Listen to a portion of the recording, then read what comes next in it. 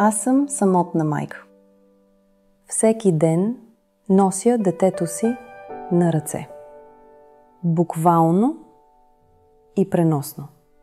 Усмихвам се, както виждате на снимката. Но вечер, когато тя заспи, аз се сривам. Баща ѝ ни напусна, когато беше само на 6 месеца. Остави дългове и едно дете, което трябваше да обичам и за двама. Имаше нощи, когато си мислех, не мога повече. А тя прошепваше, мамо, обичам те. И тогава се молех. Не с красиви думи, а с отчаяние. Боже, помогни ми. И тогава в сърцето ми дойде тих глас. Бог казва, когато хората са тъжни, аз идвам да ги утеша.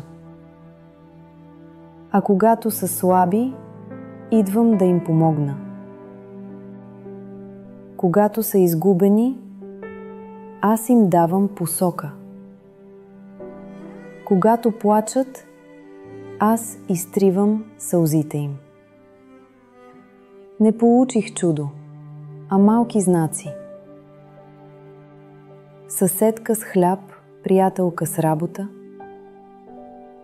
Непознат, който ми плати сметката.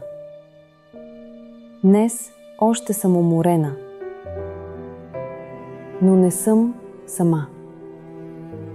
Аз вярвам. Бог държи ръката ми, докато аз държа нейната. Ако и ти си преминала през това, остави сърце. Ако си усещала тъмнина, знай, светлината идва. Напиши Амин в коментар, ако вярваш, че Бог ни държи. Сподели тази история. Може би някоя майка чака знак. В Божиите ръце всяка сълза има значение. Присъедини се към нашата безплатна молитвена група. Доктор по богословие ще се моли специално за теб.